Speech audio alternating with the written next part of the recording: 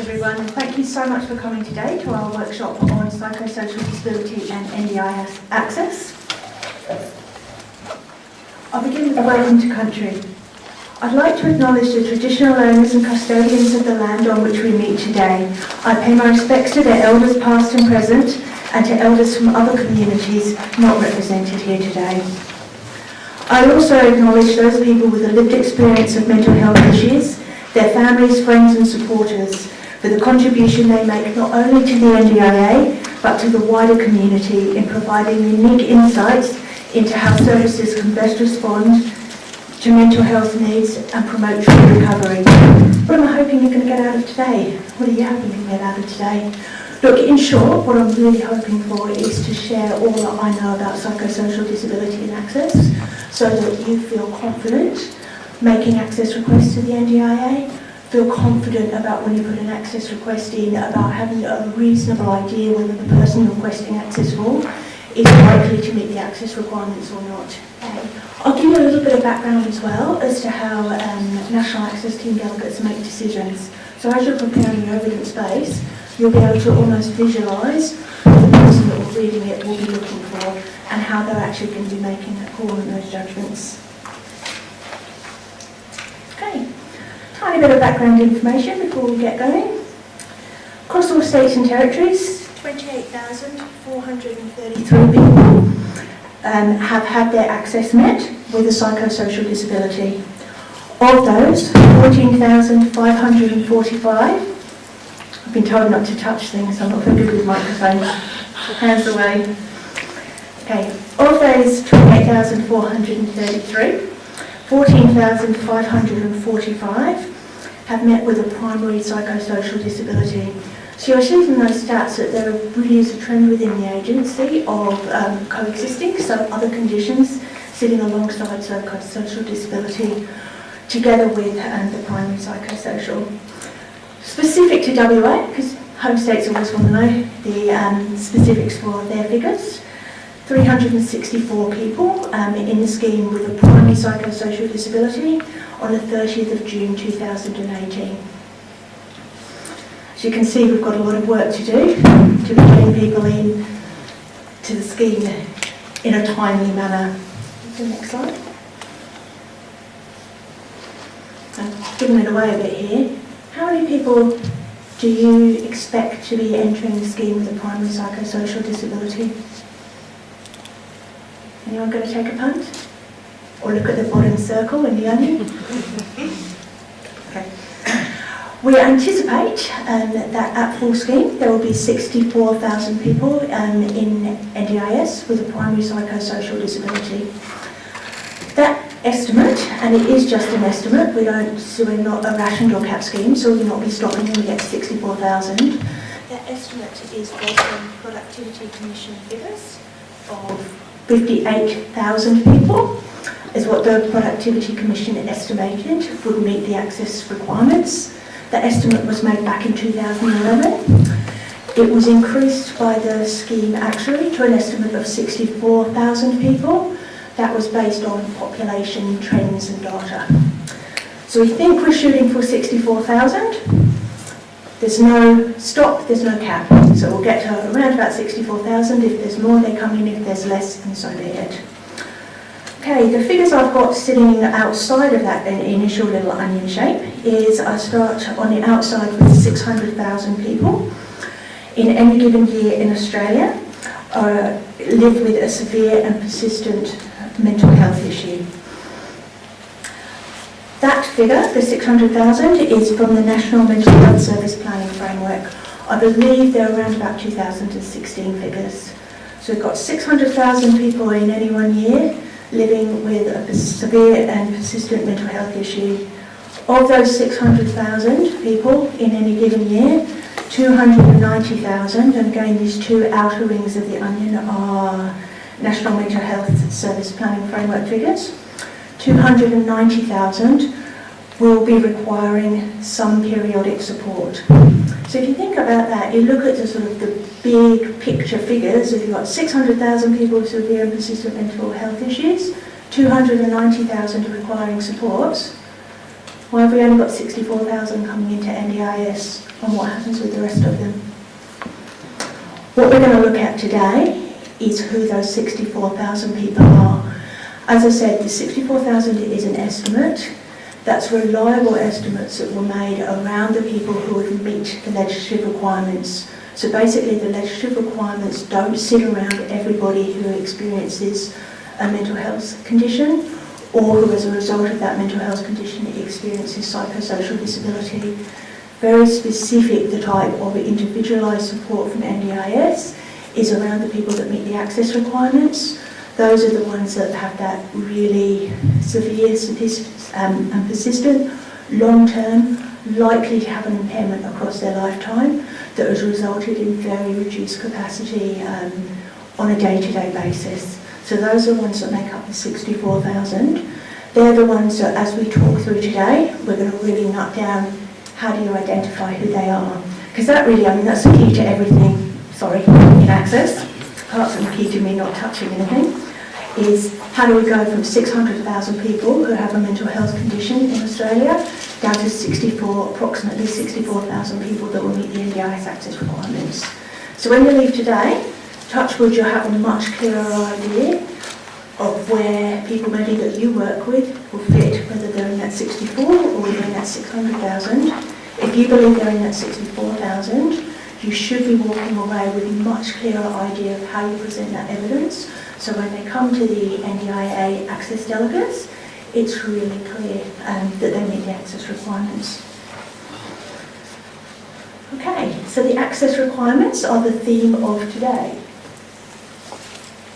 There are 4 access requirements. 3 of them I can talk to really quite quickly. Most of the 2-hour session will be sitting around at the discussion of the disability requirements. So the access requirements around age are under 65 years of age. Does anyone ever hear any different access requirements around age? Anyone got any opinions?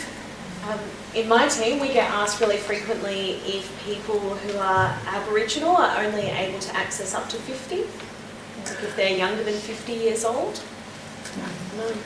There's one access requirement in the Ndis Act and it's under 65. I also, with lots of myths floating around with access to NDIS, I also frequently hear statements around, X is only 17 years old, they won't meet access with a psychosocial disability. I'm going to go to that point a little bit later around ages of people. I really want to reiterate at this point when we're talking about age, there is one legislative requirement, and that is the person is under 65 years of age. So anything else around age is not true. As we work through the disability requirements, you will see why the younger a person gets, it's less likely that they will meet those access requirements, but less likely doesn't mean that they won't meet them. It means that the requirements are such that usually you wouldn't expect them to. But always remember, every single access request is taken on its own merit, so there's no hard and fast rule that sits outside the legislation. Okay, so under 65 years of age, nice and easy around the age requirement. Just as a little tip for you, if you're assisting someone who is approaching 65 years of age, maybe it's their birthday tomorrow, I will be thinking about putting in an access request very quickly. There is no discretion in the legislation. When someone is over the age of 65, they no longer meet the access requirements. If they are 64 and they were to rock up in an NDIS office or phone the National Access Team and request access, then they have requested access while they're under the age of 65. So the age requirement will not be a barrier for them. So even if you haven't got great evidence, you're not ready to put in your request, please make sure you request access before they turn 65. Okay, the residency requirements, again, there is no discretion in the legislation. When I say no discretion in the legislation, what I mean is a delegate can't have a look and look laterally at, can this person, it's a yes or a no. So the residency requirements are that a potential participant resides in Australia and is either an Australian citizen or the holder of a permanent visa or a special category visa holder who's protected under SCV visa, which is usually New Zealand citizens. So those are residency requirements. Also, while we're in rollout, there are specific requirements around the rollout schedule. That will not be the case when we get to a full scheme, but at the moment there's phasing by schedule. Okay, so the age and residency requirements we've covered. Early intervention requirements. I will, as I said, I'll come back to disability. I'll talk briefly about the early intervention requirements. Okay. And it's important not to confuse early intervention with young people.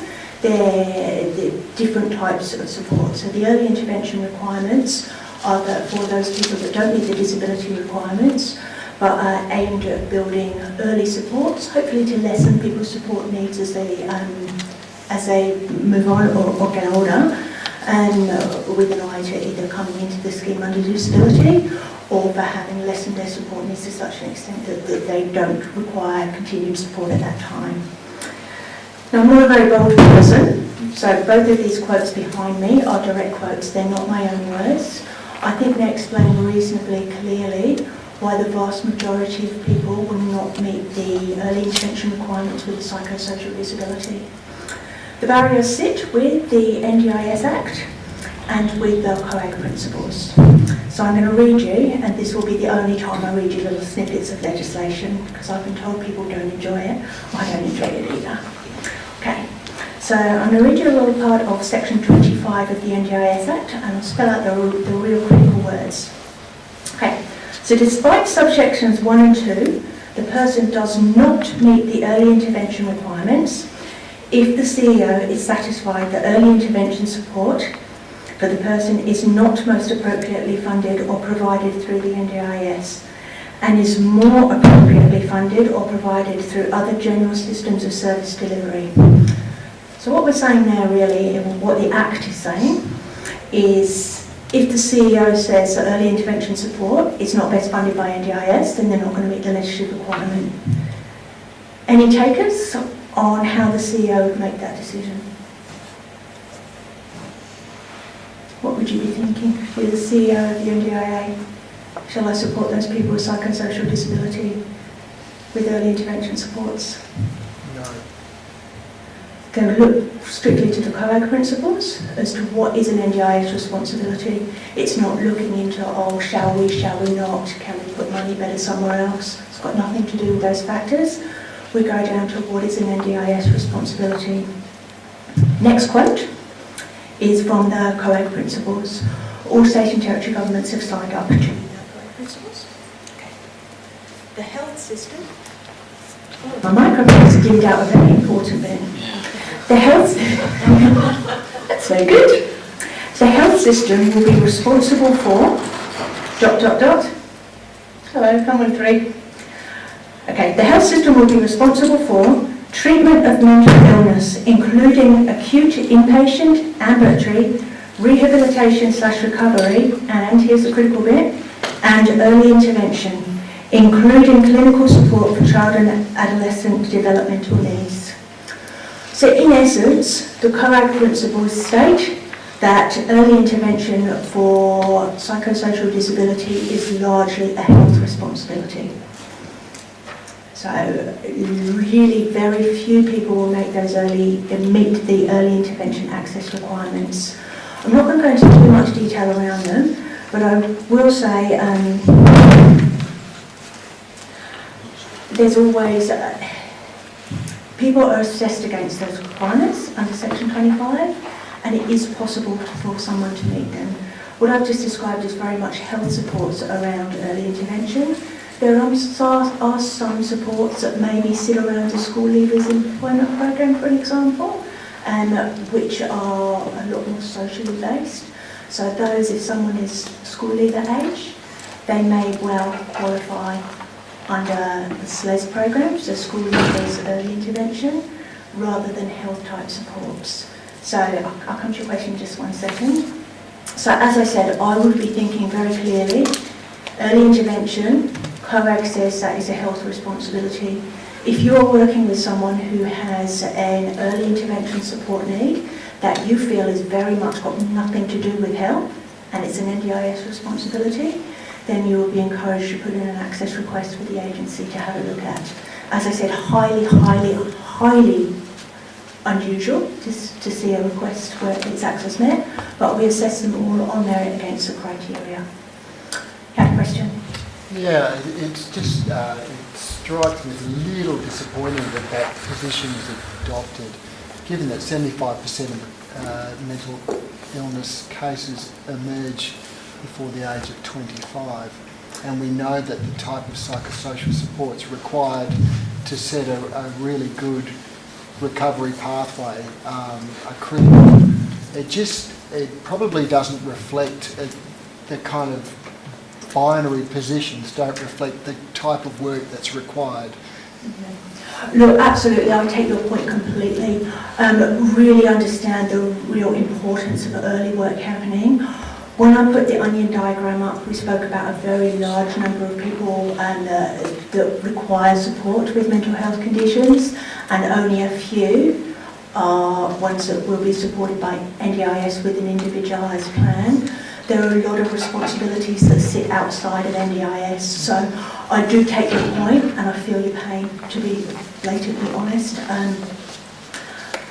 NDIA works within the boundaries of its own legislation and within those COAC principles, so what has been agreed between state and territory governments, they don't write their own agenda of who they would like to support. I must say, having worked in the access space for a very long time, it can be really quite heartbreaking when you look at some of the decisions of people who desperately need support, but that support does not necessarily sit with NDIA. Sorry, Elspeth, can I interrupt you for 2 seconds? I'll see if we can solve what's going on. I have a terrible reputation with microphones. It's continued. Yeah, you've got this on there. Great. See how we go with that. Okay, is that better? Just tilt it up a slight bit. That should be it. Is there a button on there? Yep. Okay, all good? No. Turn on.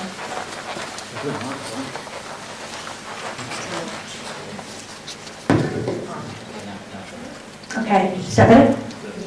I think that's going to go much better. I can touch I am a bit of a fiddler, I do like to touch things, so thank you, Paul. Still don't touch. No. Hands behind my back. You're okay. So Okay. mean to you. Sorry. So mean. No, thank you very much, Mary. I really appreciate that. Okay, so early intervention and mental health. As I said, totally understand that there are a large number of people that may sit outside of NDIS type support, individualised support, that do require support. NDIA recognises that strong NDIS will not sit in isolation from a really strong mainstream support system within mental health generally. It's inappropriate and unhelpful to think, oh, this is just what NDIS does, so this is our bucket. We know to get those best supports for people who experience mental health issues, there needs to be a strong mainstream sitting alongside. The NDIA is committed to working with the mainstream to supporting all people with psychosocial disability. Today's talk really centres along the access requirements, so how to get people into the scheme for an individualised package. NDIS is here to support much bigger agenda than just that individualised support. There is that in section 3 of the Act, they talk a lot about building inclusive communities, strengthening the mainstream. So there is that other side of NDIS that is, I guess in all the rush of transition, can be largely forgotten. But we really recognise those body of people who you described. And as I said, I do understand your disappointment. We want to stick today to how the people who are in that 64,000 people, first of all, identifying who they are, and secondly, supporting you to understand how to provide the evidence to get them into the scheme. Okay, so we'll now move on to the disability requirements. Just going to check my times. I know where I've got to be in half an hour's time. Okay, so this really is it behind me, section 24. It's just a couple of sections of legislation. This is what people need to meet to come into NDIS. It's what people are really stressed. This is what people need to meet, not what evidence meets. I was talking to someone internally. Evidence doesn't meet the access requirements, people do. So we're looking at finding those people most in need that require NDIA support. The way access delegates make decisions, so if when you're supporting someone to put in evidence, if you're thinking, oh, how are they going to make their decisions, they literally have section 24 in front of them, albeit on a screen, so not necessarily legislative dates. They're looking, first of all, do they meet 24.1a? If they meet A, do they meet B? If they meet B, do they meet C? And so on until they get to E. Please also note that these are all ANDs. So they have to meet A, B, C, D, and E. So if they don't meet one of those requirements, they don't meet the NDIS access requirements for individualised support. When the delegate's making a decision, they go through each of these requirements in turn. If they look and they're satisfied on the evidence that they meet section 24.1a, and then they get to B and they're, oh look, I'm not really sure about that, they would park B, go down to the rest of the requirements and see where the evidence is sitting. So when they go back to a provider to ask for more evidence, they ask for everything that they need. So in short, you wouldn't want to be, if you weren't sure about whether someone met B, and then when you went through the evidence and an assessor was very confident that they didn't meet C, they wouldn't phone and ask for more evidence around B to then say someone's ineligible on a different point. So when they come back, it will be on all the information that they need to know. We will talk in a lot more detail about these requirements, so hopefully you'll have a good picture of what really strong evidence will look like. I'll also give you some tips on what to do when you can't give us strong evidence because there isn't strong evidence. I always say to NAT assessors when I'm working with them, there are no prizes for getting the absolute best evidence ever that you could possibly imagine. Chasing someone down and coming up with the most fantastic reports. The real wins in NDIS are being able to grant access to people who maybe have been a lot more isolated, who've been harder to reach, who there isn't great evidence, but we have to make a decision to either bring them into the scheme or not bring them into the scheme because their supports sit better elsewhere, based on what is available in the real world. So that's where we get some really good decisions, and where I would encourage you to work with us around evidence requirements when you're confident that the person meets the requirements. That's not in doubt. What is in doubt is, hey, I can't pull together the evidence thread. We'll talk about that as we go through each of the requirements, and we will go through them now in turn. Okay, so we'll start with section 24.1a. Well, she's going to read again after having said I won't read any more legislation. The person has a disability that is attributable to one or more intellectual, cognitive, neurological, sensory or physical impairments, this is our critical bit, or to one or more impairments attributable to a psychiatric condition. This is the language of the legislation. I guess I'll note as I go through, I'm going to get to B next, which is a likely permanence of impairment requirement. This is legislative language which is enacted by Parliament. This is not NDIA language. You'll note in our products, I've spoken about the access snapshots which are available at the back of the room. We talk in a much more consumer-focused language and are working really hard training our staff to talk in recovery language as well. So I'll just draw your attention to that as we talk through this language of the legislation. Okay, so impairments and disability. The NDIS Act doesn't define either an impairment or a disability. One of the AAT decisions, is everyone familiar with the Administrative Appeals Tribunal and where they sit reviewing Commonwealth Government decisions? Okay. When anybody puts in or requests a government decision, because we live in a democratic society, there's a right to review. So you don't come in, you say, oh, I would like X, Y, Z, and be that to do with access to NDIA or a tax matter or social security. You put in your application to government, it comes to usually a public servant who will make a decision around that. If you're not happy with that decision, you can request a review, which usually means it will go to another public servant. Usually they will be independent of the original decision maker and they will make another decision. Then you're looking at the next decision going, you know what, I really think they've got it wrong. That Elspeth, she was up there reading legislation, but I'm not quite sure she's got it. I want to take this somewhere else. Where do you go? You go outside the agency, really, which is to the Administrative Appeals Tribunal, is the place for many Commonwealth Government departments, including the NDIA. The tribunal is usually constituted of lawyers and doctors in these sorts of matters. If it were different Commonwealth Government departments, maybe you'd have tax experts, but people who are totally independent of the public of the department, making a separate, independent decision. So that's what I mean when you go for a decision outside of the NDIA. When I talk about in the access snapshots, there are quite a few examples. A lot of those examples, and I've got a few on the screen, they're all drawn from AAT decisions because they're what the tribunal has told the agency what their findings are. So that's why I like to talk in those terms, because then it's not, oh, Elspeth had a great idea and decided to share it with everybody. It's actually a tribunal finding. Okay, so the NDIS Act requires that a person has a disability and an impairment, and it doesn't define what they are. The AAT, in its findings, concluded the definitions below. So this is what the agency uses. So, of note, when looking at legislation, always follow the exact letter of what it says. I have worked with legislation for many, many years. I still find I'm frequently revisiting, rereading. I mean, I could probably recite it to you. I still read it again and again and again. Each time you make a decision, go back to what it says, not what you think it says. Okay, so disability is a reduction or a loss of an ability to perform an activity. Who thinks that's a very high threshold, low threshold?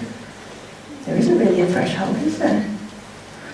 So when you're looking at section 24(1)A, what I find the most misunderstood in making government decisions around a legislative phase is people having an idea of what the requirements are and then muddling it all up into one. So to come into NDIS, you must have a permanent impairment and it must be XYZ, instead of actually looking down for what we're asking. And that's why why often when I read decisions that people haven't really well understood, and they're, oh, are you crazy? You kind of look back and this is what they didn't mean. If you're really clear on what you're actually looking for, you should be able to see as you're putting in the evidence. So around A, all you're looking is to demonstrate that someone has a disability. There is not a high threshold there, so generally that's not overly difficult to do. Then an impairment. So loss or damage to mental function resulting from the condition or diagnosis of symptoms. Okay. And it has to be attributable to a psychiatric condition. So we've had the little word diagnosis has snuck in there. It's not in the legislation. Yeah, I've got the quote up there. So I read what section 24(1)A says. There's no requirement there that says you must have a specific diagnosis. So if you're working with someone who one doctor indicates that they have one diagnosis, maybe a psychiatrist differs and has a different opinion on what the diagnosis is, maybe there's a third one jumping in, maybe it changes over time. It's irrelevant to NDIA. A diagnosis is not a requirement. So if you've got conflicting information around what the diagnosis is, just give a nice clear trajectory of what those diagnoses have been over time. That will demonstrate nice and clearly that someone has a psychiatric condition which meets the legislative requirement.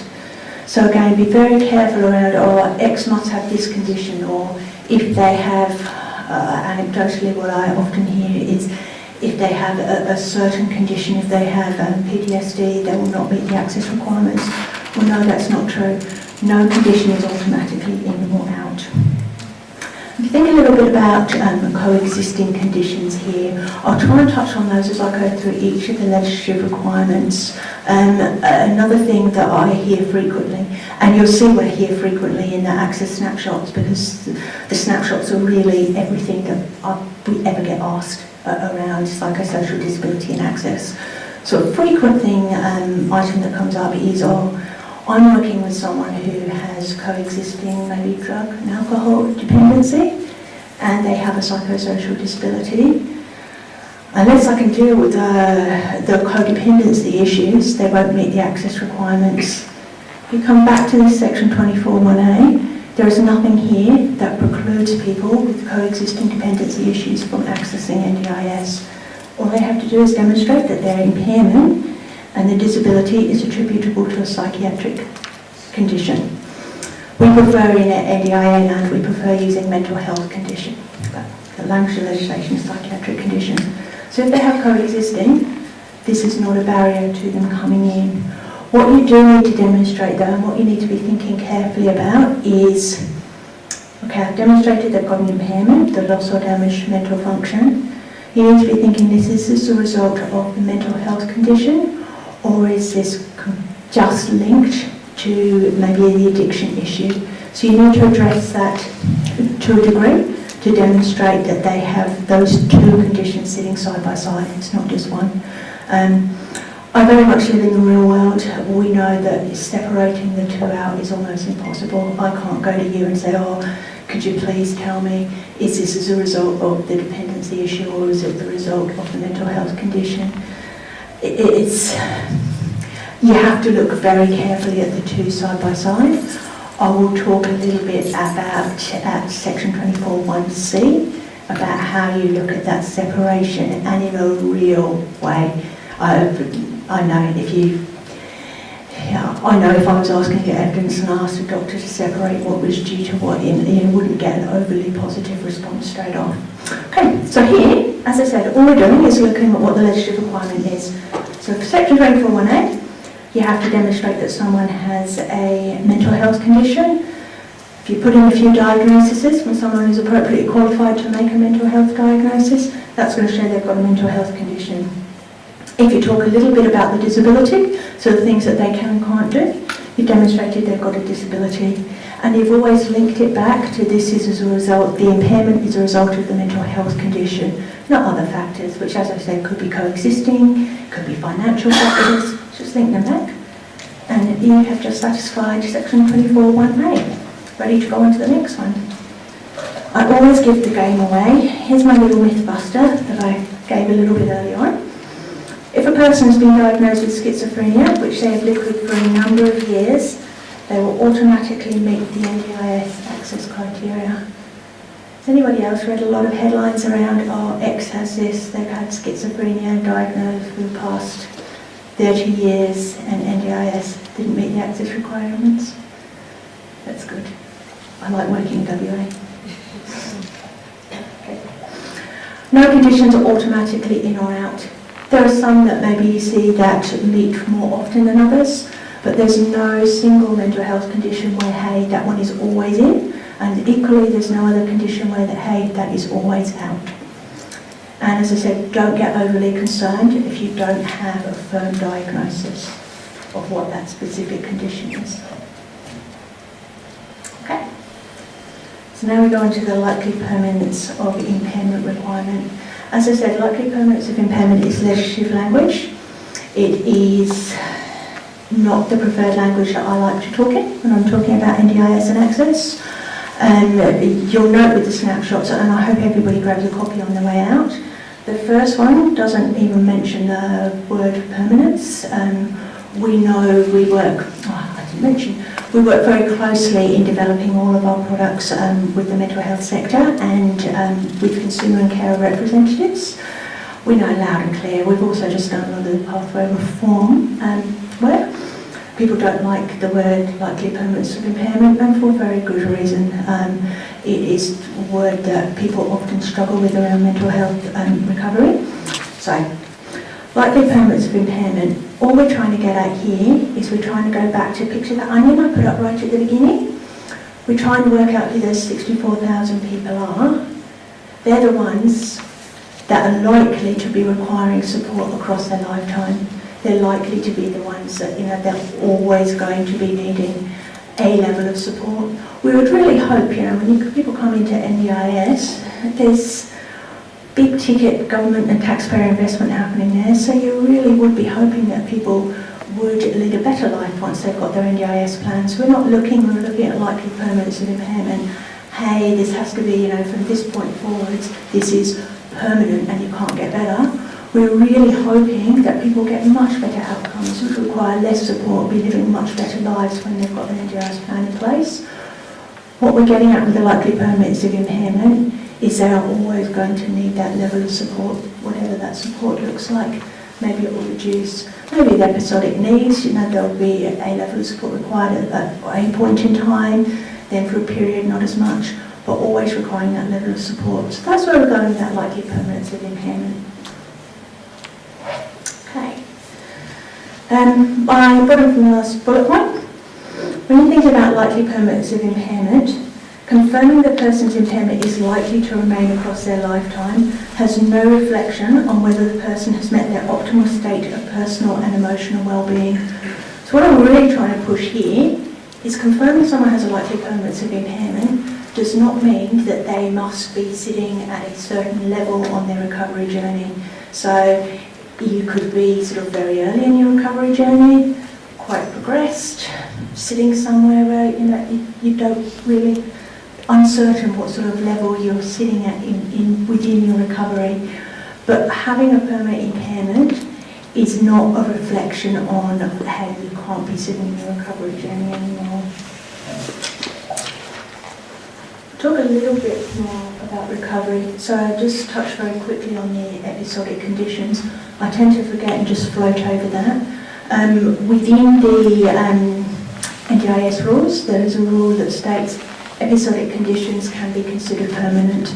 So I guess in my mind, I don't get bogged down at all in, hey, that's episodic, so it can't be. We all know, you're the experts working in the field, you could well work with someone who has a condition, who their impairment, you expect to be with them across their lifetime. Sometimes the level of impairment varies. So, sometimes you might not be able to see as much, it may not be as evident, and then other times it may come back. So, as I said, episodic can still be permanent. Okay, back on topic, back to recovery. Let me just check. Okay, I'm doing all right. That's unusual. Sorted out the microphone and my timing. Okay, so this is I'll put the NDIS. The NDIA defines recovery as achieving an optimal state of personal, social and emotional well-being as defined by each individual whilst living with or recovering from a mental health condition. So that's the NDIA's definition of recovery. I would also draw your attention to Section 3 of the Ndis Act, where that's basically the founding principles and what NDIS is here to do, where we talk largely about maximising social and economic participation, people living the best possible life, fully participating, being able to make their own decisions. You look at that and I stop and think, you know what, if we could just all just move away from that likely permanence of impairment word, those founding principles underpinning NDIS are really incredibly closely aligned to the principles of mental health recovery. So I see that alignment really, really clearly. I don't like the word permanent either. I look and I just really have to focus on those two can sit very well together. To get that 64,000 people, the ones that meet the access requirement, they are the people that are likely to have an impairment across their lifetime. Because you have an impairment across your lifetime does not mean that you can't participate in recovery. It doesn't mean that you can't live the best possible life that you can. It doesn't mean that you don't have a right for social and economic participation. So the two can sit together side by side. I think a lot of the confusion comes about when you're looking at the different definitions of recovery. So I think people confuse, it's not overly well defined, the difference between clinical recovery and personal recovery. So clinical recovery, you'd be looking at really the amelioration of symptoms as a result of treatments or interventions is where we're pushing with clinical recovery. Personal recovery is leading that best possible life.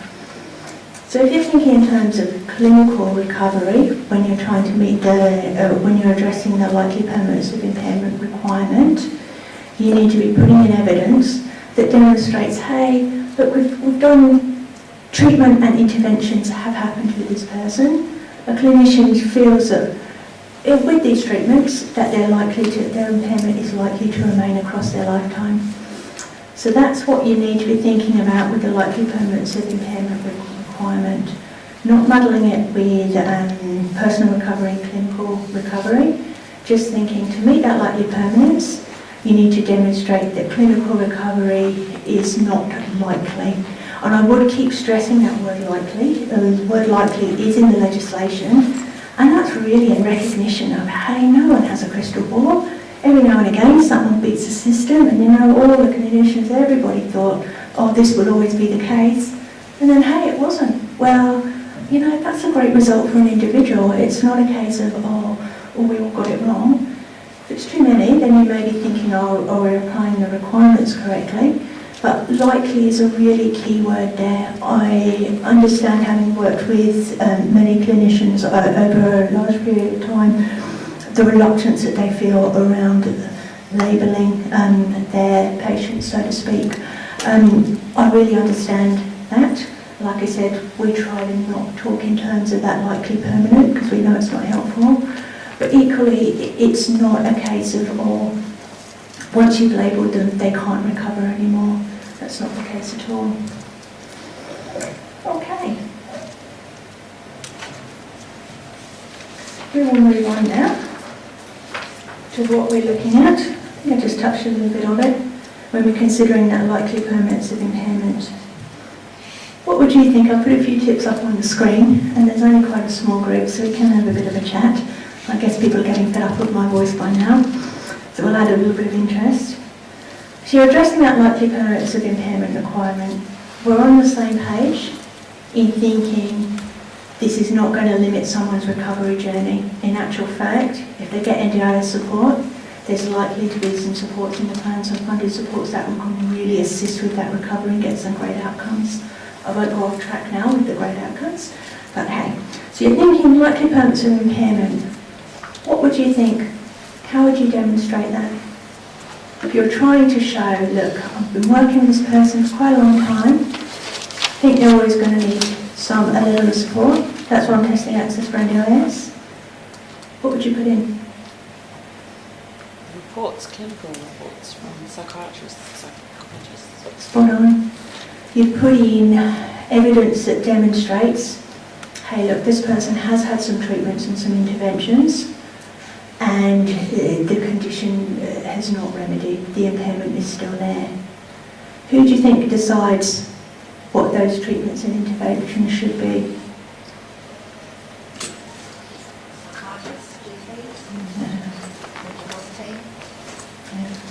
Spot on. It certainly wouldn't be me, and it certainly wouldn't be a delegate in the National Access team. They generally aren't clinicians, and even if they were, the appropriateness of making clinical judgments of someone you're not working with, it is not there. So yeah, spot on. All you're looking for in demonstrating the likely permanence of impairment is that treatments and interventions, as prescribed by a suitably qualified person, which would usually be a psychiatrist, GP sort of thing, have been tried, and the impairment is likely to remain. Again, I didn't put up the language of the legislation there, and the likely permanence of impairment. Can I just ask a question? Sure. So you mentioned in previous slides that while it's great to have clinical input, it's more about the person and the assessment of that. Does that apply to that as well? My next slide goes to who can give evidence on what. And the first two, that's a really good point and a good time to put it in, so I do forget. Sections 24(1)A and B, which is A we've just covered and B we're looking at now, are really evidence is best provided by a clinician, a doctor, a GP, psychiatrist, whatever is appropriate for the individual. Just let me have a look, see what I've got up there. Yeah, that's in my next slide. So cover off on that in a tiny bit more detail there. But, yeah. Don't let me forget to go to, hey, what if they haven't got a psychiatrist, or if there's not a GP? So if I forget, just pull me back. Okay. So yeah, we've pretty much hit on what we need to demonstrate likely permanence of impairment. Someone suitably qualified, basically says, I've been working with this person and I think it's likely to remain across their lifetime. In NDIA land, we don't like sweeping statements. I hope I just didn't make a sweeping statement in saying we don't like sweeping statements. If a clinician puts in a statement saying, I believe this person meets section 24(1)B of the Ndis Act and this is likely to be permanent, that's not very helpful at all in helping an access delegate determine whether they meet the legislative requirement. The delegates within the NDIA are trained in applying the legislation. They're not trained in making clinical judgments, and they have strict instructions not to make clinical judgments. The clinician makes the clinical judgment, the access delegate applies the legislation. So if when you are supporting someone to put in evidence, if you can be thinking really clearly along those lines of, I really want the clinical evidence base here, I don't want them to just sort of repeat section 24(1)B and put a tick next to it. So really thinking clear terms, a little bit of, I think justification is the wrong word, I don't want to be sort of getting people offside, but clinical rationale maybe is a nicer way of thinking. So if a clinician feels that the impairment is likely to be permanent, tell us why. If there is a known treatment or remedy or intervention that, you know, you think, oh, yeah, usually someone with XYZ would have, and the clinician has decided that is not appropriate for that person, be it it's contraindicated, they don't want to do it, and it's not my place to make a judgment, they need to put some rationale around why. So if they were, look, we're not going down that path, and this is why, the NDIA will not be challenging that clinical judgment. So yeah, if there are any anomalies in the evidence, if you kind of, oh, they haven't done any XYZ, just say why. As I said, the delegates look really carefully, they're looking for a nice strong evidence base. So I've tried XYZ, I've tried medications, or I'm not doing medications for XYZ reason. I've tried, if appropriate, dialectic behavioural therapy, or I'm not doing that because. And then there has to be, so if you're not doing it, reasonable clinical rationale as to why you go down that path. And as I said, only the clinicians make those calls, not the net. Okay. Tiny little touch on the younger people here. How old the person is. When you look at the likely permanence of impairment, I will stress again, it's the evidence provided by the clinician, not a NAT delegate making a clinical judgment. But if you've got someone who's very young, say they're 15, 12, don't know, 17, somewhere around there, clinicians are generally quite reluctant to label someone as having a likely permanent requirement as a result of a mental health condition. It doesn't say that they won't. If the clinician does label it and says, oh, I'm confident in my clinical judgment, and they provide, as we described before, a little bit of an evidence base, this is what I've done, this is what I haven't done, this is why I think this is likely to be permanent, they've just met the requirements. As I said, I would sort of have in the back of your mind, it's clinicians are often, not always, reluctant to be putting that likely permanent label on someone at a young age. If they do, then they do. If they don't have a likely permanent impairment, so if the clinician is not in a position to say, at this point in time, I think this is likely permanent, I guess a really honest thing to say is they just don't meet the NDIS access requirements at this time. I tend to be quite an optimistic person, so I would hope with appropriate treatments and interventions that they would not go on to meet the NDIS access requirements. If they do, be that 1 year, 2 years, 5 years, 10 years, 20 years down the track, then they do. But if a clinician is not confident that their impairment is likely to be permanent, then they just won't meet that requirement at that point in time. Again, age-appropriate development, a clinician will be suitable to be commenting on, what the likely trajectory is when they're thinking about likely permanence of impairment. It is not a public servant's role to be making that call, saying, oh, they're XYZ, I believe. I would be thinking in terms of, look, if you've got someone who's 17, their brain continues to grow up until the age of 25, so what their outcome might look like as they reach maturity could be different from what's indicating a teenage year. I would not be so bold as to be making a call on if you're or 17, you cannot meet this requirement. People do. As I said, the younger people, you would look at the evidence very, very carefully about what the clinician's saying and act on that evidence as it's written, rather than making any generalisations around age. But those are a few things to be thinking about if you're working with someone who is very young. Young people have met the access requirements. As I said, it's not, go back to that initial IMEN that I put up, the 600,000, the 290,000 and the 64,000, and just think, which one do young people fit into? Some will fit into the 64, a lot more you would expect to be fitting into maybe the 290 or even the 600,000. But we go on what the evidence says, not on what we expect to see, what we would like to see, or what would be nice and neat with the figures. Okay, I will go on now to who can provide evidence. Beautiful. Thank you. Okay.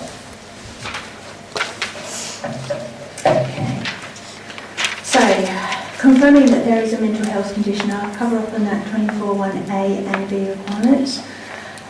Look, generally it would be a clinician. You wouldn't usually expect someone who is not trained to be giving a mental health diagnosis or commenting on what treatments or interventions should be happening.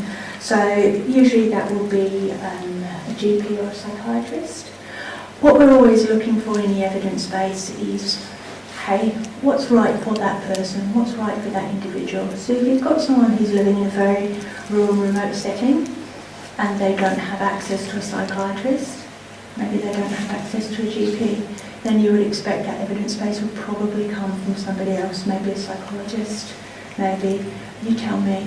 I always say, you know, when you're looking at someone who is not, I guess if you're working with someone in metropolitan Perth and they're saying, oh look, they can't see a GP, I'd be, you'd have to put in some good rationale around why.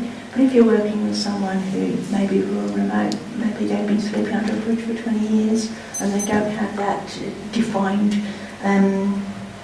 a set of, they're not sitting there complete with a nice strong evidence base, I would ask you to work with what you have got. So rural, remote, think about what's available, what's reasonable within that area and provide evidence from whoever is appropriately qualified in that area. As I said, usually maybe a mental health nurse, maybe you have access to, maybe a psychologist. The gold, what we're really chasing is getting the people that need to be with us, not, oh, we squeeze this great evidence out of them.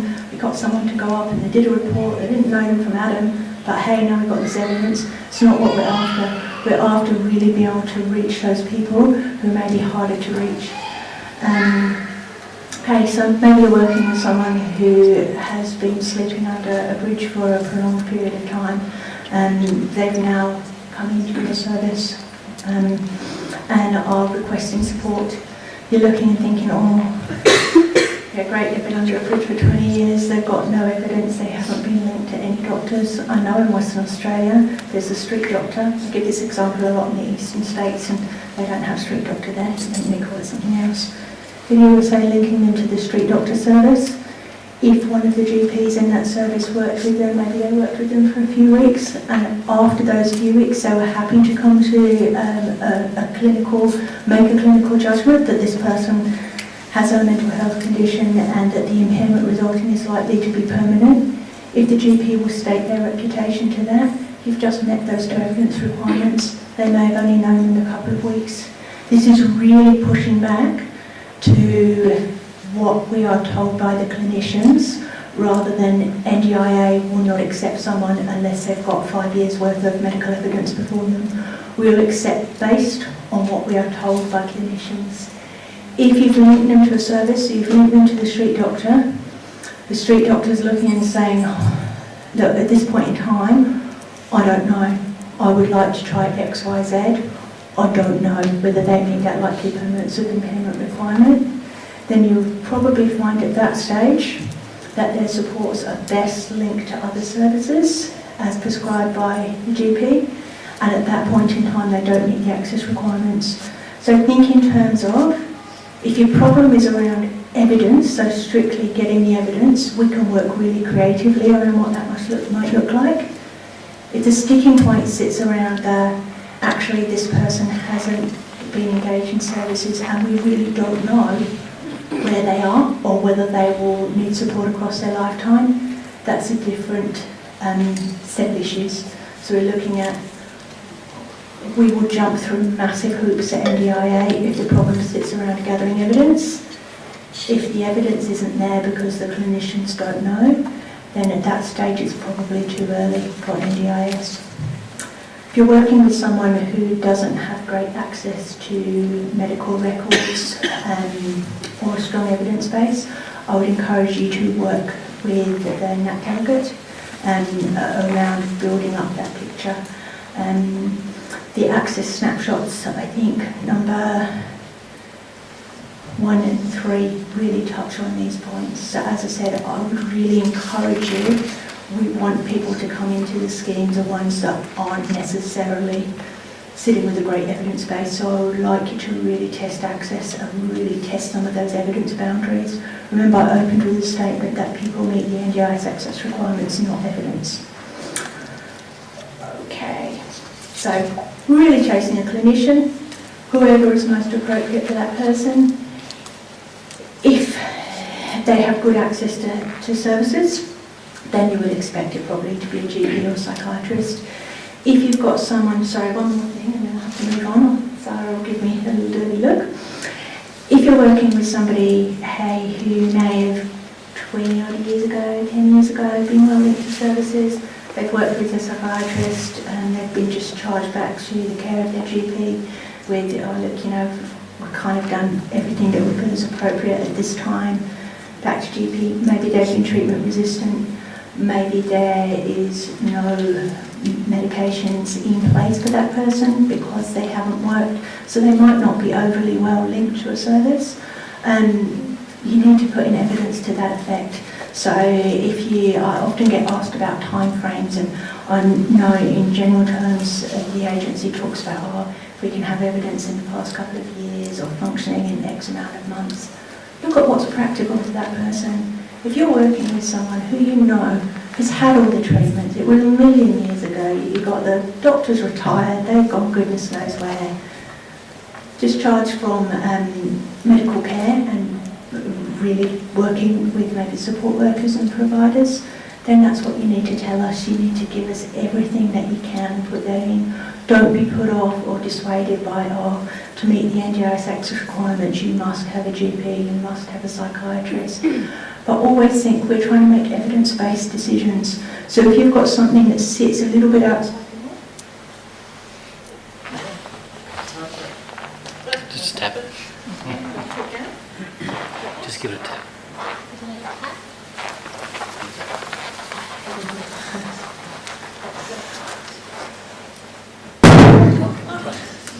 that's better. Thank you.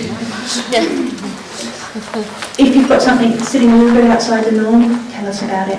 Tell us about it. Always think the rationale sitting behind. Anything's possible. I am about to, before I go to questions from you, give you some perfect world evidence on the screen, which I've never seen come into an NDIA office, and I doubt it ever will. We'll give you an idea of what that might look like. As I said, we have to work in the real world with real people. We're looking for real participants, not people with a great paper trail. But this will give you an idea of some of those principles that I've just been talking about around those requirements. Okay, so Gayleen is 45 years old. She's just met the age requirement. She was diagnosed with schizophrenia and depression in 1989 by a doctor of an adult mental health service after a series of admissions to a psychiatric unit. Currently, Gayleen is seeing her treating psychologist and psychiatrist, both confirming diagnosis. Isn't that great? And they confirm the likely permanence of impairment. They haven't just confirmed it and given us a little tick saying it's likely to be permanent. They've given us a little bit more information. They said she's compliant with medication. I think that's quite key there. Sometimes we see huge lists of different medications that have been tried. We're not making clinical judgments. It's not appropriate for me to look through a list of medications and have some bright ideas about what might be appropriate. If I've got a clinician, a psychiatrist who's telling me, I have tried appropriate medications, no more is required. They told us it's in compliance with your medications. Treatment history of multiple psychological interventions, psychotherapy and medication is provided. Little bit of detail. As I said, we're not going to go back and be making recommendations about what they should have. So there she just met the likely parents of impairment. And then look, they're giving us this beautiful statement on the end. As I said, it's a very perfect word. The psychiatrist indicated that although the treatment Galen is receiving is helping, it is unlikely that the impairment she experiences will remedy, and treatment is largely focused on her recovery journey. So it's focused on getting those best outcomes for her. She's going to carry on with treatments. There may be things that they haven't tried that they now want to try, get better outcomes for her. This doctor said, I've been working with her for a while. She's going to have an impairment as a result of her mental health condition across her lifetime. Just met those two requirements. Okay. Any questions?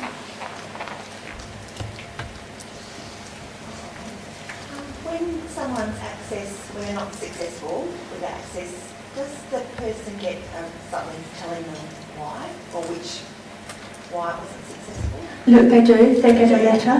Right. It's a relatively bland form letter. It's computer generated. It will be, I think about the third slide I put up was the access requirements at section 24. It will generally just say which one you don't meet. So it may be, I'm the access delegate, I have determined that you don't meet section 24(1)(b, and you're just there thinking, why? I don't understand. You won't get that level of detail in the decision. You'll just get, your attention will be drawn to the section of the Act that they didn't meet. I would strongly encourage you to contact the National Access team and ask for their reasons for decision, because that will really help focus on where the difficulties sat and building a stronger evidence base moving forwards.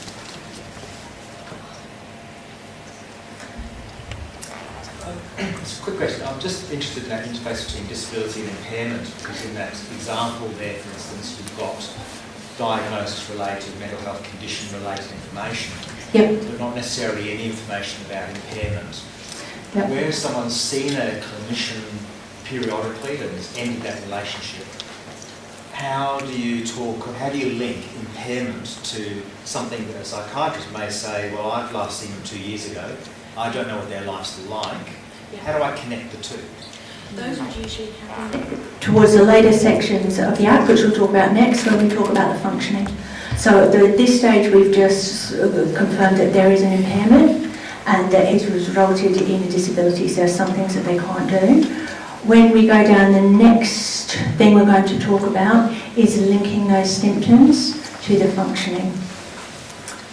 We've got some new products which we're expecting out very soon as well, probably within the next couple of weeks, a glossary of terms that links NDIA language with mental health sector language, as it's better known. We also have a mental health professionals guide which is coming out soon.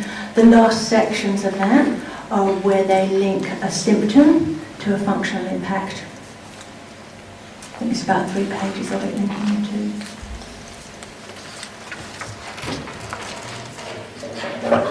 I have a question. I can't even see the time on this one. Yes.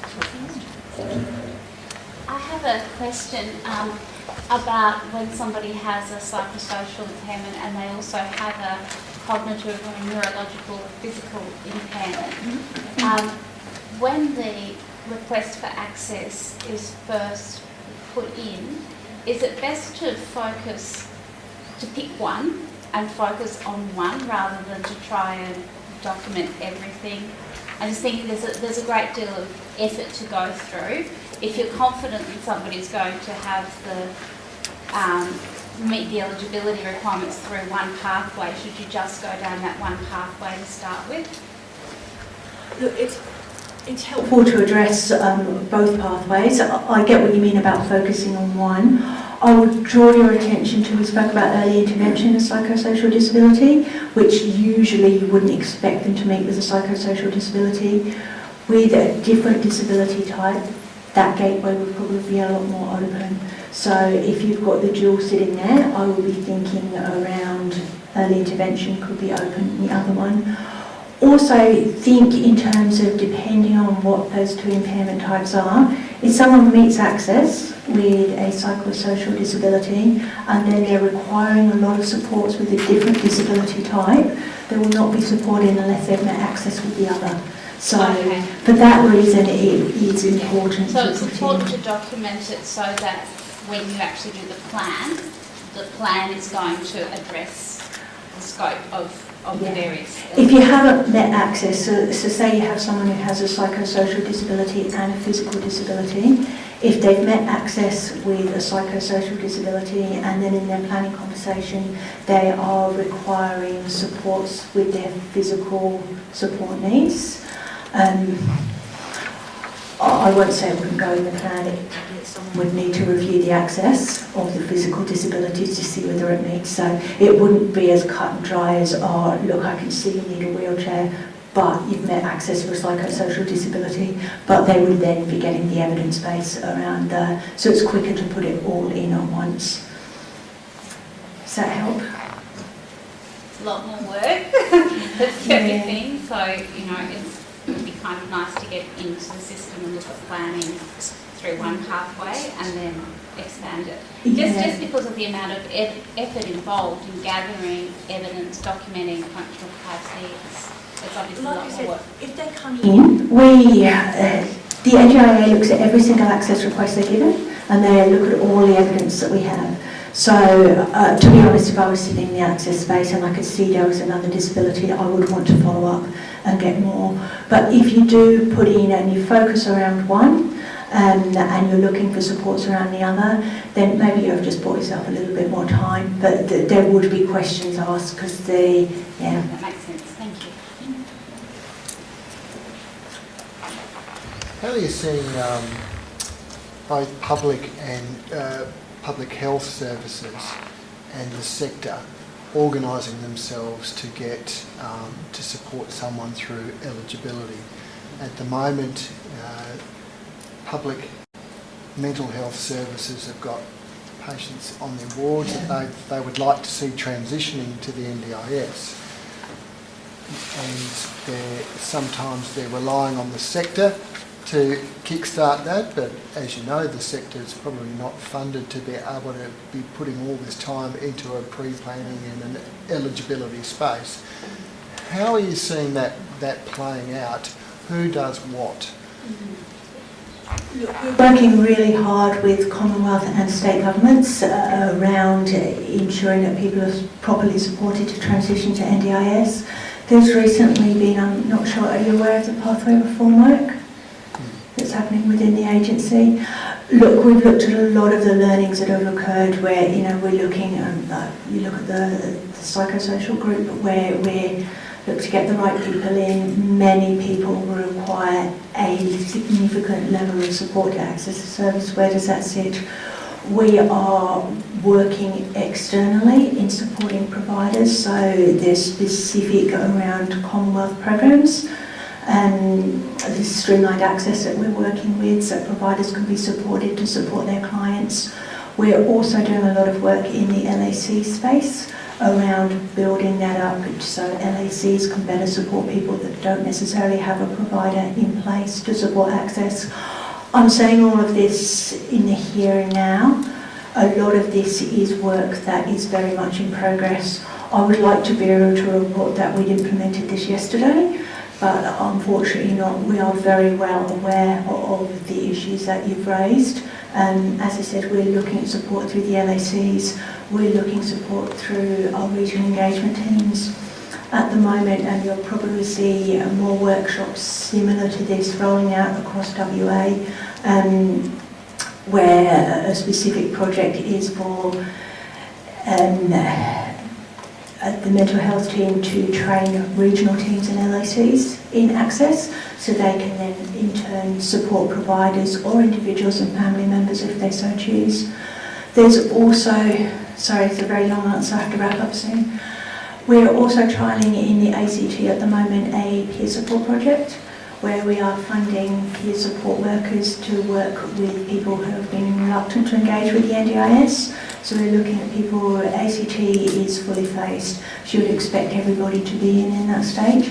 There are a couple of hundred people who are appearing on this who we would expect to have transitioned and they haven't tested access. The reluctance would sit around a range of issues which you're probably well familiar with I don't trust them, I've heard bad things about NDIA, I don't need support, I just don't want to know, any range of things.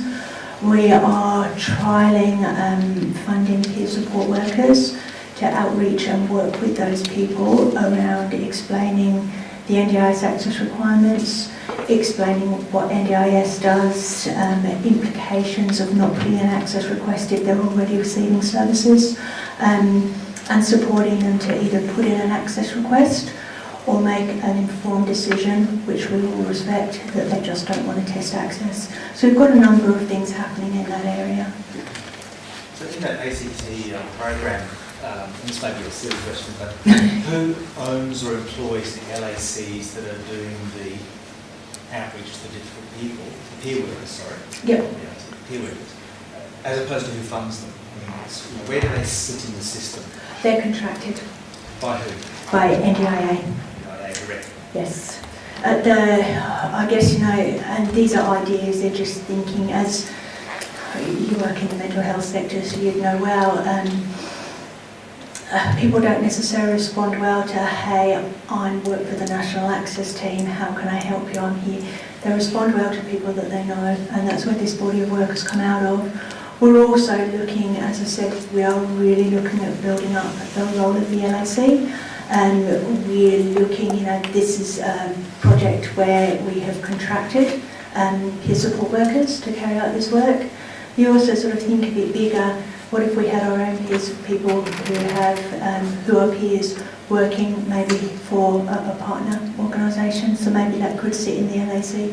I'm talking sort of big picture thinking. At the moment, what's happening is that project where we're going, we know we have to do this better. We know at the moment, say for example, for the Commonwealth programs, I haven't spoken in much detail, but there's a streamlined access project. A lot of you will be very familiar with the transition support team and the work that they're doing. Across various states, there are similar bodies of work going on. Once we come out of transition and we hit full scheme, what happens to all those people there that aren't supported by those programs? We need to have that outreach ready to go out and support people and have it in a form that people want. So Elspeth's rocking up, saying, oh, I know all about access, how can I help you? May not be what people want, so how do we deliver? Have you said about the peer support in ACT? What are you doing in regards to engaging with people from cultural and disability backgrounds? Because that's quite a specific area of this work when it comes to trust and in acknowledging that families have disabilities. So what's happening in that space? Oh, look. Absolutely. We have got just one word For me, yeah, it's back. Look, there are areas in the agency specifically dedicated to working around the culturally, linguistically diverse and rural, remote and more regional areas. I haven't got the diagram in this slide pack, but I've spoken a little bit about the pathway work where we talk about the pathways being the standard pathway, which is sort of most people and then the complex support needs. You would expect not everybody, but many people with psychosocial disability may be in the complex support needs pathway if they've not been well connected to services, especially when they start out. So we've got our pathway sitting along here. We have streams specifically that run over those pathways, which are psychosocial, which is where I work. I have colleagues sitting in other parallel teams just sitting underneath working in the rural, remote and then cloud. The agency has a cloud strategy. Has it been released? No. There is a cloud strategy which may not quite have been released yet, but the body of work has been going on for quite a while. We also specifically have a portfolio of body of work happening in the hard to reach. So if you think pathway, we've got our general streams, And then we've got all these little intersections of work that cross over them. One of the reasons why we've been quite focused on having our streams going across the various pathways is because not everybody fits into one group.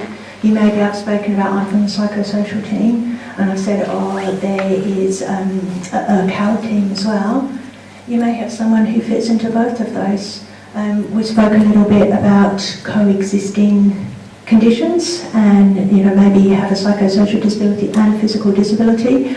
We're trying to keep the agency structured so that if you tick a whole range of boxes, you have, say, a hearing impairment which has its own stream, a psychosocial disability, and you're living remote, that the focus of the agency has specialisation to support all of those specific needs, not just, tell us which one's the most important to you and we'll help you with that. So we have got very specific areas of work happening in that area. Okay, I'm going to have to push on through the legislation. I do actually stand and chat about these things all day, but I'm sure you all want to go home. Okay, so we will now go down to applying the disability requirements at section 24(1)(c). Is everyone familiar with those legislative domains, or is it not something you've seen before? This is where we go to functional capacity. So basically, I guess in summary, it's section 24(1)(a) and (b). We first of all establish that someone has a disability that's resulted in impairment, and that's resulting from their mental health condition. Next, we've established it's likely to be permanent. So we're now looking, this is a real key factor on how we get those 64,000. A likely permanent impairment there's no measure sitting around that. So someone could have a likely permanent impairment, but maybe it's been evident from a very, very early age. Maybe there have been symptoms of anxiety since 10 years old. Maybe now they're 55 and that's been across their lifetime. What does their life look like? Really depends on the individual. They could be leading a life where you wouldn't notice that they've had an impairment as a result of a mental health condition, pretty much through childhood and across their adult lifetime. They could be socially engaged, working. Maybe they'll share with you they have a mental health condition, maybe not. Equally, you could be looking right at the very other end of the extreme, where someone there have been very early indications from an early age. They've had a very difficult time as a teenager and into adult life, have had a lot of difficulties with social and economic participation. They may be extremely isolated. So you've got a huge trajectory of people, which I guess is where you come from that 600,000 at the beginning of the onion, down to the 64,000 likely to come into NDIS. It's a huge, huge range. Just because someone has a likely permanent impairment doesn't mean there's no measure there that says it has to be particularly severe. So this is where we put in the measure, where you're looking to get those people who are, as I've stated a few times, who are most in need, is around, hey, this is likely to be across their lifetime, so it's not maybe things will look different in a year or two, this is what we expect across their lifetime. And the impairment is really affecting them on a day-to-day basis. So we look at the functional impairment at section 24(1)(c). The measure that we use is substantially reduced capacity. How do we get away from that being a subjective measure and make it a measure where, hey, we've got some consistency? It doesn't matter which delegate you get. It doesn't matter whether I'm looking and saying it's substantive or the front row is. We're going to arrive at pretty much the same conclusion.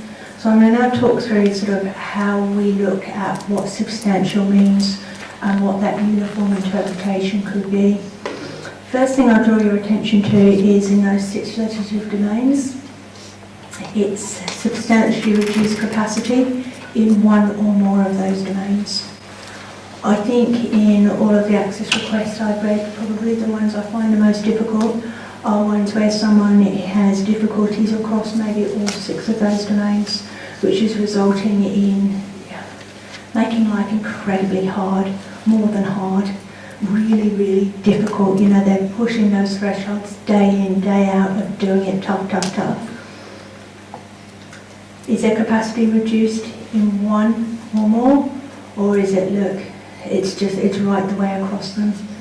I'm drawing your attention back to meet this requirement, and it's a legislative requirement, so it's not a case of, we can look at it and say, I would like to bring this person in because I can see they need support. The legislation says substantially reduced in one or more of those areas. So here is somewhere where if you want to focus in on one of those domains rather than putting evidence around all of them, then feel free to do so. I say that with a touch of trepidation, because the more evidence that you put down around functioning, we can play with them. You know, some of them sort of communications and social interactions.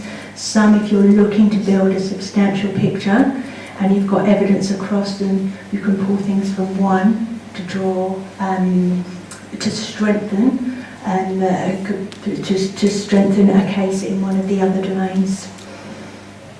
I'll talk a little bit about what the domains are.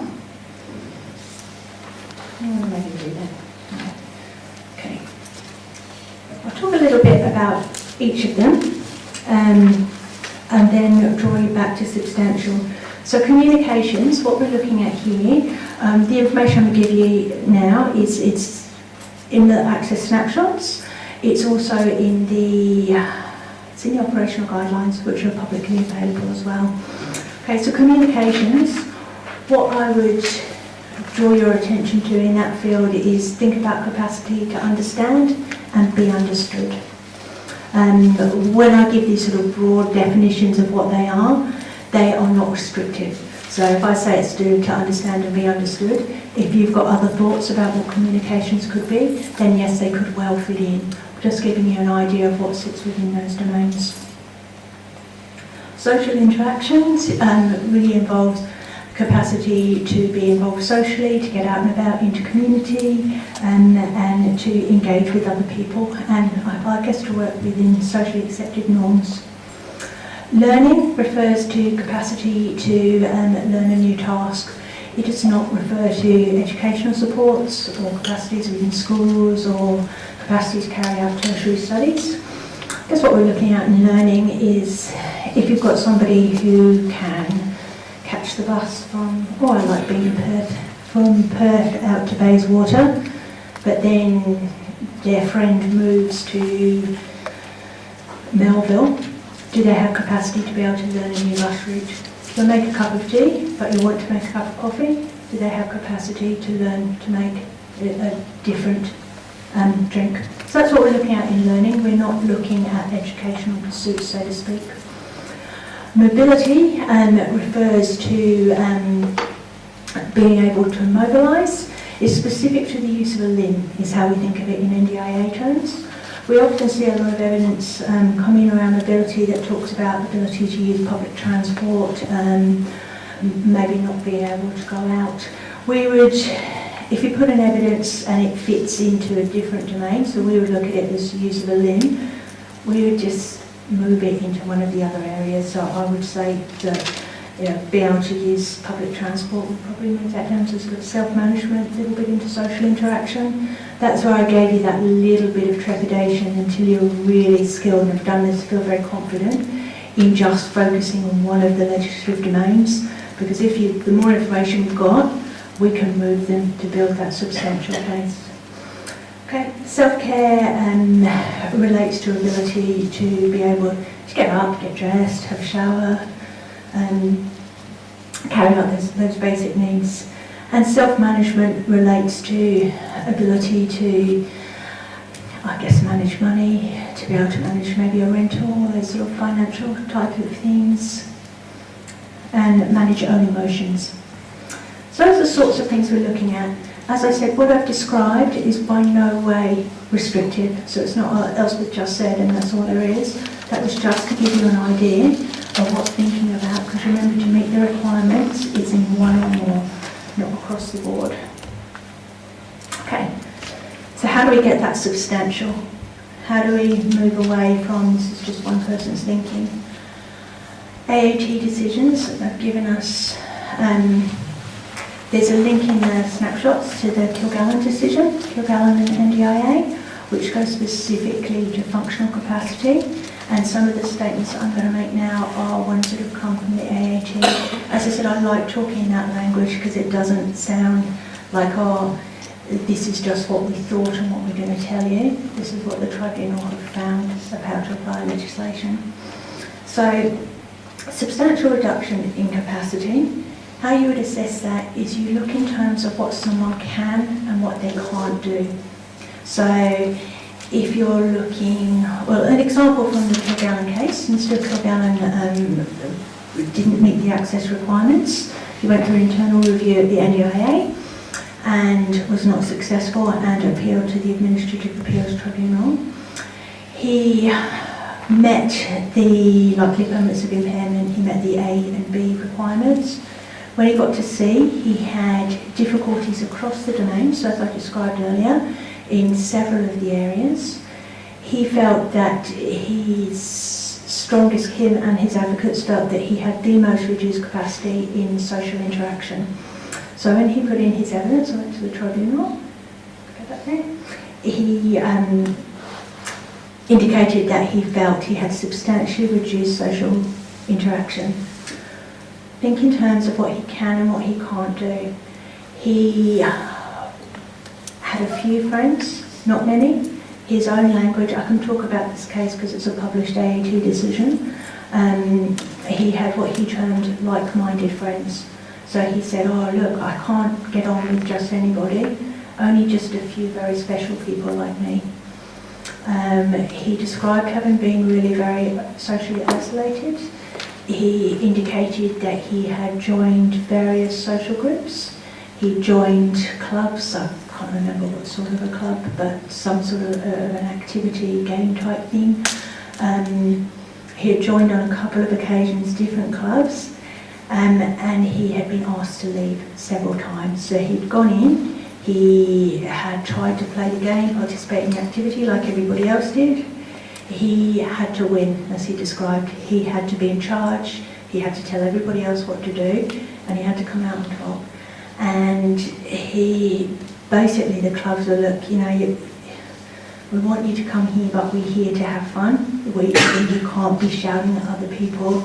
And I think he indicated at times he cheated in some of the games he was playing. And they were, look, day in, day out, we're here for fun, you can't do that. So he was actually asked to leave a number of social groups that he had joined, which you can imagine would have been very distressing for him. He indicated that he had a lot of trouble accessing the community. He said he didn't like crowds, couldn't handle noise.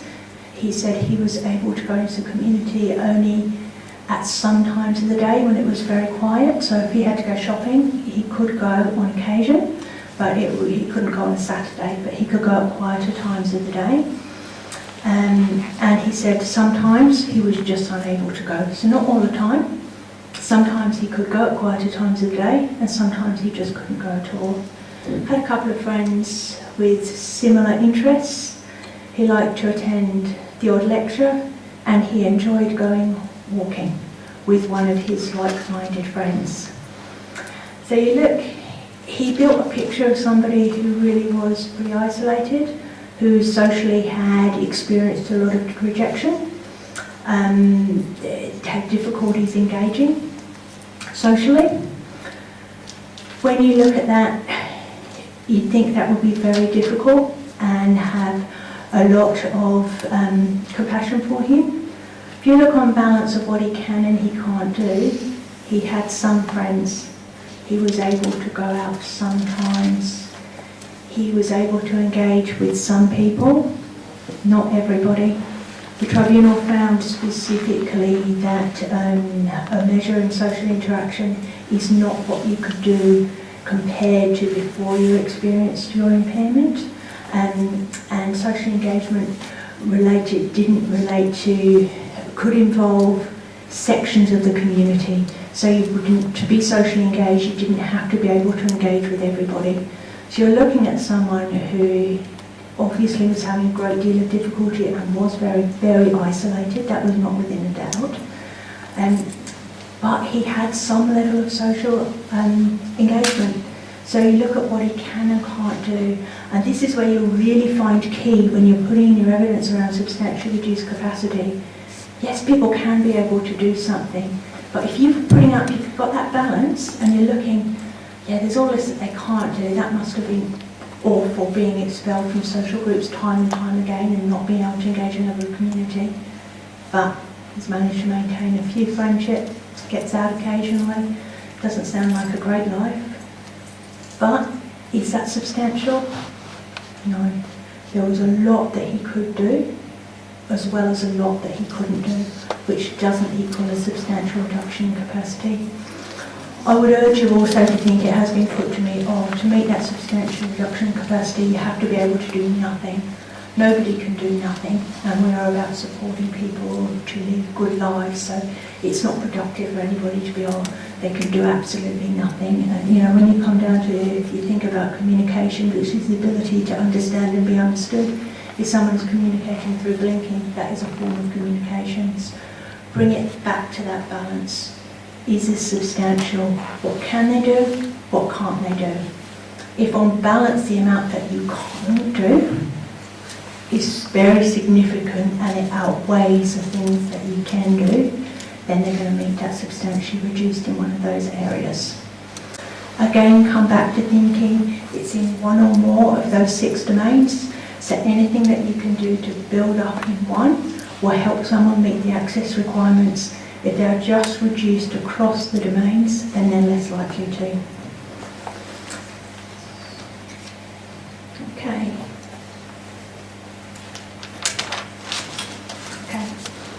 Substantial reduction is an ability to be able to effectively participate or in a task. So the example I just gave a little bit earlier was around shopping. So he could effectively do shopping. He just did it a little bit differently. Doing things differently or at different times does not represent a substantial reduction in capacity. When putting in an access request for somebody, I would hope that sometimes you're working with people who maybe have had very good access to supports and are going really quite well at this point in time. They've been well supported within the community and life is pretty good. The NDIS transition is now coming along and they're moving to a different system of supports. That's fine. If someone is doing well, that's really good news to us, really, really good news. When you put in your evidence, you need to make it very clear when you're looking at the functioning about what they are doing with support and what they look like without support.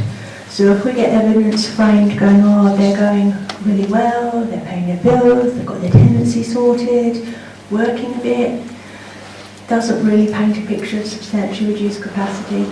If you're looking at, they're going fantastic, they've got guardianship orders in place, there's managing their money with support from X, Y, Z, they're linked to, that creates a very different picture. The fact that someone may be leading a really good life is something that we want to hear, but we need to know what they look like with and without support. So it doesn't matter whether they're unwell, well, going great or not going great at the time when they put in their access request. I didn't say those key words. We're looking at their functioning over time. So we're not looking at today they're having a great day or yesterday is terrible. We're looking over time. Any of you familiar with the LSP 16 functional assessment tool? Okay. Oh, good, someone's nodding, thank you. The LSP 16 is a measure of functional assessment. It's a series of questions. It's really easy to be trained. There's it mentions it in the snapshots. You can get Amicon training online. It takes about an hour to be able to administer an LSP 16, which gives good functional information over how someone's functioning over the last 3 months. So it's a really good tool in talking about what someone's functional capacity is, and the agency does encourage people to use that wherever possible. Okay, so who can provide evidence of substantial reduced capacity? I'll flip through this really quite quickly because I must be going a long time now.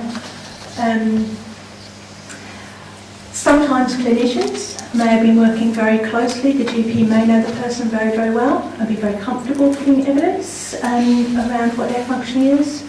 There may be somebody who just doesn't know. They pop in and they require a script or some treatments, and then they're out again and they're being supported by family, support workers, peers.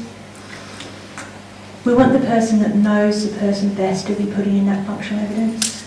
We prefer there to be a qualification, so a qualified opinion, sitting alongside what we term secondary evidence. You know, often you find friends, family, support workers that don't have a professional qualification. They know they've been working side by side with this person for sometimes years. They can put in fantastic evidence. If that sits alongside a professional opinion, that gives a much broader, stronger evidence base for us to look at. If you're, the reason why I mentioned the LSP 16 and the AMACON training is because it's reasonably easy to become AMACON trained and be able to administer the LSP 16. So to take your evidence from a level of not qualified to a more qualified opinion. So I would encourage you to have a look at that AMACON training. It's a double-edged sword, you know. I've had people say, oh, you can train in it in only an hour. What's the value of that? What we're really looking for is, I'll come back to my point around people meet the access requirements, not evidence. We just want to know what their function is from the people who are best qualified to be able to say how someone is getting on. We're not after, oh, you must have been to university for this amount of time to be able to say X. You need thousands of dollars to get reports. This is why we looked at the AMACON. People generally, if you've been working in the field, if you're support worker, you know the person well, you can get that training in an hour and give some really rock solid evidence. So I'd encourage you to have a look at that evidence base. The example on the next screen. Oh my God. 15. Should just about finish on time. The substantially reduced capacity, I stated earlier that most of the examples in here and in the snapshots do come from AAT decisions. And this you will see elements of where it's come from. So he's been attending chess club, he can't comply with the rules. He often has issues with social structure and can be verbally aggressive. He attends walking group where the environment is less rigid and can walk with others or walk on his own if he chooses. Go shopping independently. This is very similar to Kilburn. Albeit at 5 times a day, and on occasion he has dinner with a friend. That's just to get you thinking about that balance of what we can and what we can't do. As you can see from this, there's a lot he can't do, there's a lot he can do. If you're looking at that situation, it's not substantially reduced. And again, think in terms of if there is a fair amount that someone can do, but there's an awful lot that they can't do, painting that picture for NDIA around why there should be a heavier weight around what they can't do, how it's kind of, yeah, it's fantastic that they can do this, and we really support that, and we don't want to discourage that in a million years, but when you are unable to do X, Y, Z, it outweighs and will tip the balance to substantial. Okay, the quickest access requirement, section 24. Again, strictly stick to what the legislation says, don't read anything extra into it. It requires an impairment or impairment affects a person's capacity for social or economic participation. An effect, there's no measure there, doesn't have to say it has to be a particularly high effect. Generally, you don't have to prepare specific evidence around this requirement. If someone has a mental health condition that has resulted in disability, usually there would be an effect on their social participation or their economic participation. So it could be as simple as an effect of the impairment is sometimes I don't feel that I can go out and mix with my friends, I'm too anxious. So it could be, that's an effect. So that one, as I said, you usually wouldn't need to prepare anything special around that. Most people, if you have a mental health condition that's resulted in disability, will meet that one. Okay, the final requirement is section 24(1)(e), which is that the person requires NDIS support across their lifetime. Who knows what NDIS support is? What are we doing? What aren't we doing? Do we know? We're not doing mental health that belongs to the state government and the COAG rules. Really, that's where I go when I'm looking at this criteria. You go straight back to COAG. Look at section 3 and 4 of the NDIS Act, which talks about social and economic participation. That's what we do. So all those supports, social and economic participation, what do I mean by that? Someone wants to get out in the community, what do they need to be able to do that? Do they need support getting out of bed, getting dressed? Do they need assistance with transport? What do they need? Those are all the sorts of things that sit in NDIS land. If you're thinking in terms of they require clinical supports, then that would usually sit with health. If they're requiring support with education, that would sit with education. If they're requiring support with housing, that would sit with housing. Come back to that NDIS agenda. So what do we do around coordination? So if they're requiring links to services, they require supports with their day-to-day needs for getting up and getting dressed. Those are all NDIS type supports. Okay. So you've just got to have an understanding of what NDIS does and what it doesn't do. This again is why I started with some of that scoping and that big onion. I would say, having worked for NDIA for 4 years, there have been some fantastic outcomes. Here in Western Australia we had the Psychiatric Hostels project. Some incredible stories have come out of that, support that people have got. I worked with a hospital, the John Hunter Hospital in Hunter. Again, some stories. I worked with someone from the hospital, a social worker who was telling me, look, I've had patients here for 20 years. They were ready for discharge 18 years ago, but we had nowhere to send them. Then NDIS swung into town. We sorted out the access with a streamlined approach. They came through, and people have left that have been there for 20 years and have got their own homes. She said it's not just what it's done for those individuals, but on the whole ward that has left hope for everybody else, for those people that are still there. That concept came, I can have a home, I can have a home in community. So I really want to come back to, there are some incredible results for those people that do meet the requirements for access. There are a lot of people that don't meet the access requirements, for which support sits elsewhere, for which NDIS has a role in linking them to where the supports are that they require. And behind me, have I got up? Yeah, I've got some of the responsibilities. I won't read them out because they're up there, they're in the snapshots. I would guess most people are fairly familiar with the COAG principles, and you know that that really is the place to look. I know I come from a legislative background, so I'll probably go on a little bit too much about it, but sections 3 and sections 4 of the NDIS Act talk about why NDIS is here, how we're to support people to get optimal results, to socially and economically participate.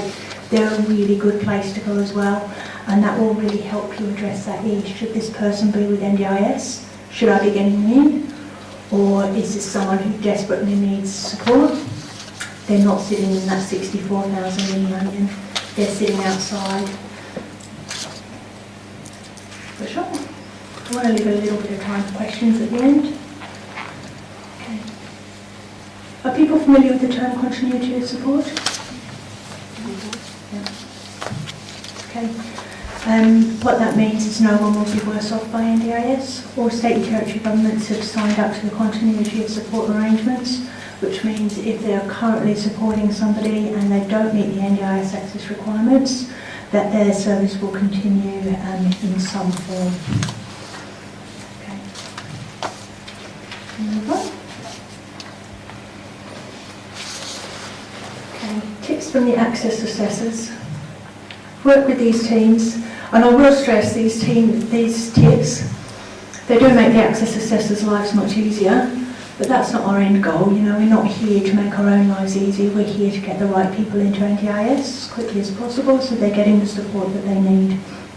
Here I'm going to talk a little bit, I'll come back to Mike's point around linking symptoms, what's helpful and what's not helpful. Okay. What the access assessors would like.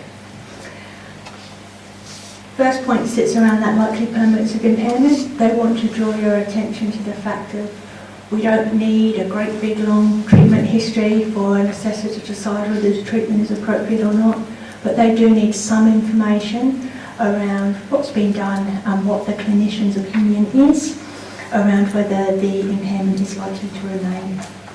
We can't make assumptions, you can't look and read things that aren't there. So a little tick box or a statement doesn't take us very far. Just some clinical rationale is incredibly helpful. And again, they've stated what I said around if there is an obviously known treatment or remedy that the clinician has decided that is not appropriate for the person in question, they need to tell us why. We're not going to say, oh, we think you're wrong and challenge your clinical judgment, but they need to provide some evidence around why they're not doing that. Okay. The evidence needs to demonstrate that the mental health condition has resulted in a substantially reduced capacity. What we're looking for there is, if someone is very socially isolated, they don't go out, but that's maybe because of financial factors, and you need to make it link back to the impairment. So you don't want a picture of what someone's life looks like in general. It needs to be as a result of the impairment. A little bit of information around some of the co-addiction issues, which I touched on earlier. If someone has very reduced capacity and it's sitting alongside addiction issues, maybe drug or alcohol dependency, this to me is the stickiest. This is the hardest part of the access requirements, is separating those two. Usually, and I'm not being prescriptive here, it'll be up to a clinician to decide, usually you get a look of what someone's functioning looks like with or without the codependency issues through a neuropsych assessment, or as a result of some sort of a hospital inpatient admission where you can see someone's functioning for a period of abstinence. They don't have to have been abstaining for a long period of time, or there'll be absence at the time of access request or while they're in NDIS. But when we're coming back to this substantially reduced capacity, you have to be able to link it to the mental health condition resulting from the impairment. So if there are other factors present, it's fine that they're there, but you have to demonstrate that regardless of those, the impairment will remain and result in the substantially reduced capacity. Like I said, to me, that is the pointiest end of the access requirements. Likely permanence of impairment, once you've got your head around what we're looking for and an understanding that the clinician makes a judgment, they've just got to say what and why. And the substantially reduced capacity, we're just looking at what people can and can't do. Bit of a balancing act happening there. This one is a little bit more pointed. We are not a provider, an independent provider of drug and alcohol treatment services, and if that's what someone is requiring, then they will be best supported outside of NDIS, or maybe alongside NDIS if they've met the access requirements. They can sit hand in hand together. But we are looking at supporting people with disability as a result of their mental health condition, regardless of the situation of codependent issues. That's a really important note down the bottom. We don't need detailed information about private and personal traumas. We see that a lot in access requests. Heartbreaking information that is very private and should remain so. It doesn't need to be shared with the public servant. What's happened to people or what the root cause of any trauma may be. We are looking strictly for what I've described when we've gone through the legislation. We're looking for a mental health condition. We're looking it's likely to be permanence. We're looking at that impact on day-to-day life, so how it's affecting someone day in, day out.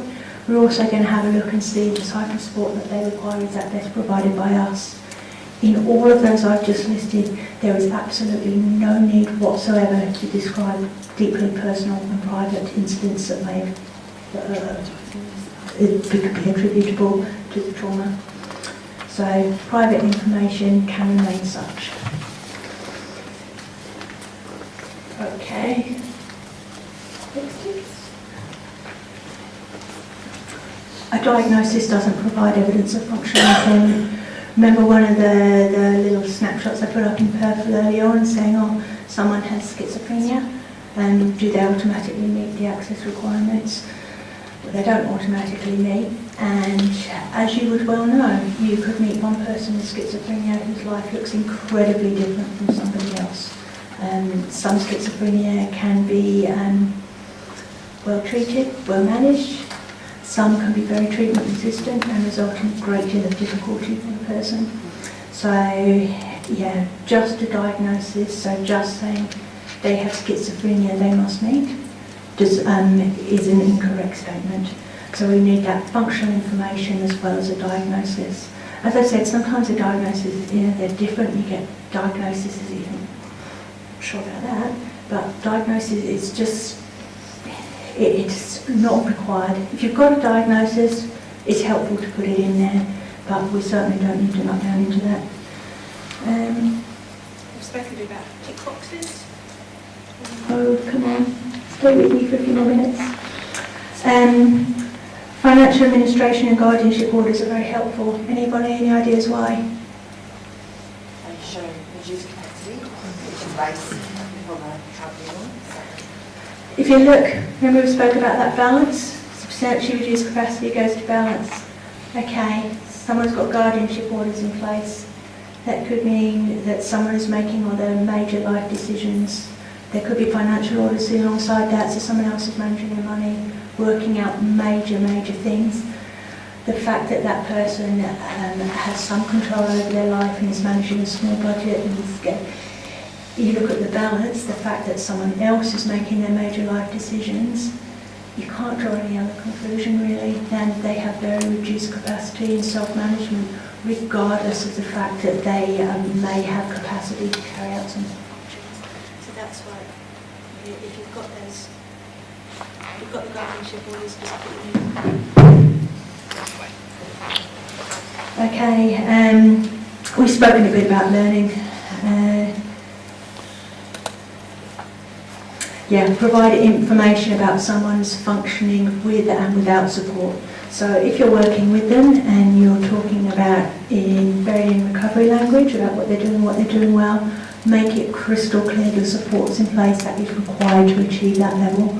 You want to make it really clear that substantial reduction in capacity without support. If that's not there, then they will really struggle to meet that access requirement, and at best it will be a phone call from the NAT asking for further information. Okay, can we go to the next one? I promise 2 minutes, guys. Don't fund clinical therapies. I won't go into a planning talk, that's a whole nother talk. We're about social and economic participation. Got 2 minutes, so I won't go into that conversation there. Okay, if you just put the tips up there. When unwell, would benefit from guidance and prompting, really unhelpful terms. They tell us absolutely nothing. Equally providing symptoms. So if you say what's happening and what their symptoms are, but don't say anything about what the impact is, doesn't really help us in looking at that substantially reduced capacity. The Reimagine website is really helpful, and that was designed by MHCC, so the Mental Health Commissioning Council in New South Wales. It's got planning booklets in there, it's got a lot of tips around access, a really good place to go. If you are from a Commonwealth programme, the Transition Support Team has some great tools. They've got their own evidence of disability form. If you can access that, I would urge you to go and have a look at it. It takes through the access criteria in a lot more detail, and it gives boxes where it asks for information around treatment and interventions, so really specific about what we've just discussed. And again, your access snapshots, there are copies in the back of the room for you. I'm sorry, they are only black and white at the moment. We will require to get the information out quickly. They will look beautiful sometime, so you can't, nice template. Thank you very much for coming in this morning. Thank you.